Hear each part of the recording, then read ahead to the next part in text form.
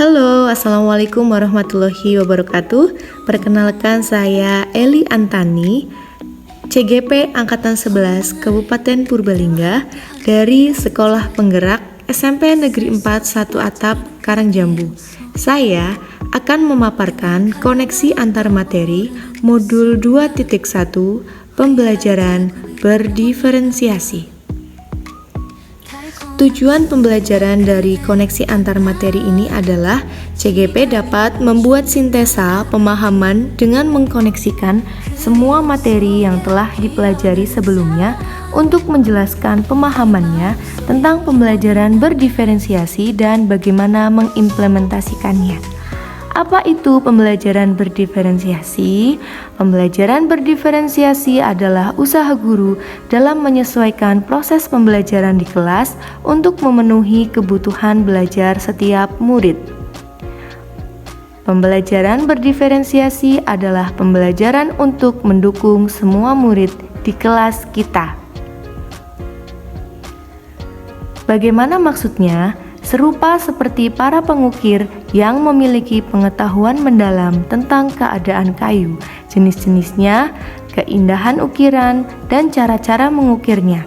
Seperti itulah seorang guru seharusnya memiliki pengetahuan mendalam tentang seni mendidik. Bedanya, guru mengukir manusia yang memiliki hidup lahir dan batin. Ki Hajar Dewantara.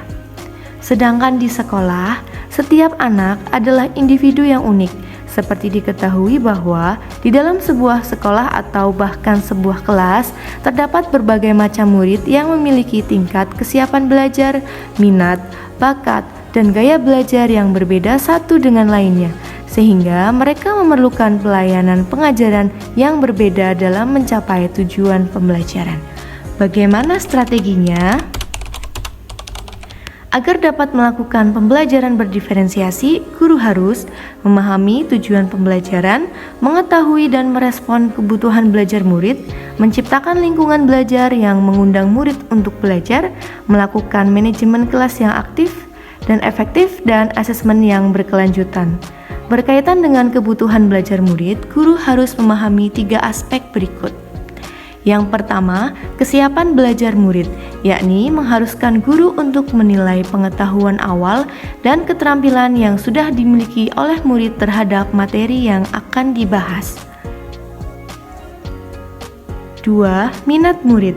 Minat adalah salah satu motivator penting bagi murid untuk terlibat aktif dalam proses pembelajaran. Minat setiap anak pasti berbeda-beda. Pentingnya diketahui minat murid karena mereka akan mempelajari dengan tekun hal-hal yang menarik minat mereka masing-masing. Yang ketiga adalah profil belajar murid. Profil atau gaya belajar murid mengacu pada pendekatan atau bagaimana cara yang paling disenangi oleh murid agar mereka dapat memahami pelajaran dengan baik. Ada yang senang belajar dalam kelompok besar, berpasangan, kelompok kecil, atau juga belajar sendiri dan senang belajar di keramaian atau lebih nyaman di alam atau di luar kelas. Kebutuhan belajar murid dapat diidentifikasikan dengan melakukan asesmen awal. Bentuk asesmen awal bisa melalui soal tes menggunakan kuisis, pertanyaan lisan sebelum berakhirnya pembelajaran pada materi sebelumnya, melalui emotikon, observasi, wawancara dengan peserta didik, dan atau dari hasil asesmen sumatif akhir lingkup materi atau TP yang dapat digunakan sebagai salah satu alternatif untuk asesmen awal. Asesmen awal digunakan untuk mengidentifikasi kebutuhan belajar murid. Yang disarankan dalam pembelajaran diferensiasi, kita menggunakan strategi kesiapan belajar, yakni kapasitas atau kesiapan murid untuk mempelajari materi baru. Ini mempelajari awal lingkup materi sebelum materi diberikan dan bisa digunakan sebagai acuan untuk menyusun modul ajar. Jika minat belajar dan profil belajar tidak disarankan karena tidak efektif untuk pembelajaran berdiferensiasi. Strategi pembelajaran diferensiasi adalah sebagai berikut. Pertama, diferensiasi konten, yakni materi apa yang akan kita ajarkan oleh guru di kelas atau materi apa yang akan dipelajari oleh peserta didik di kelas. Yang kedua adalah diferensiasi proses. Yang dimaksud dalam proses adalah kegiatan yang dilakukan murid di kelas dan bagaimana murid memahami atau memaknai informasi atau materi yang mereka pelajari. Ketiga, diferensiasi produk.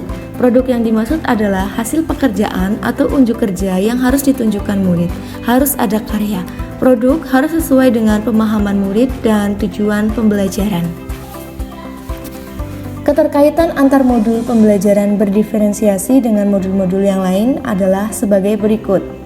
Dengan modul 1.1, untuk dapat melaksanakan pembelajaran berdiferensiasi, maka guru harus berusaha memenuhi kebutuhan belajar anak sesuai dengan kodrat alam dan kodrat zaman berdasarkan filosofis pendidikan Ki Hajar Dewantara.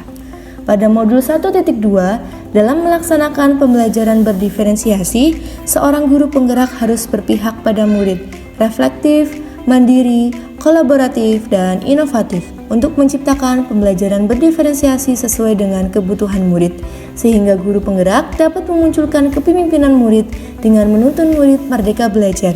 Hal ini sesuai dengan nilai guru penggerak. Keterkaitan dengan modul 1.3, pembelajaran berdiferensiasi dapat menjadi salah satu strategi untuk mewujudkan visi guru penggerak yang berpihak pada murid. Keterkaitan dengan modul 1.4, dalam pembelajaran berdiferensiasi harus ada kesepakatan antara guru dan murid agar proses pembelajaran berjalan dengan baik dan tercipta lingkungan budaya positif sesuai dengan nilai kebajikan universal.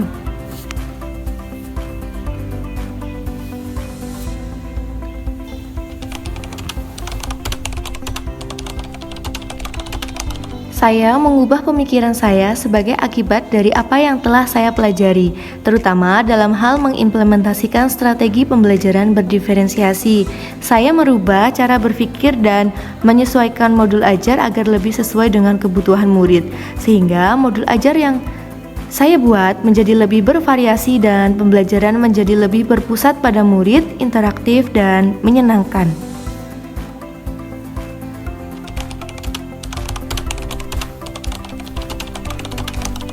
Perubahan pemikiran ini berkontribusi signifikan terhadap pemahaman saya tentang implementasi pembelajaran berdiferensiasi. Saya menjadi lebih paham bagaimana pentingnya menyesuaikan materi, proses, dan hasil pembelajaran sesuai dengan kebutuhan, minat, dan profil belajar murid. Ini memastikan setiap murid dapat belajar dengan cara yang paling efektif bagi mereka.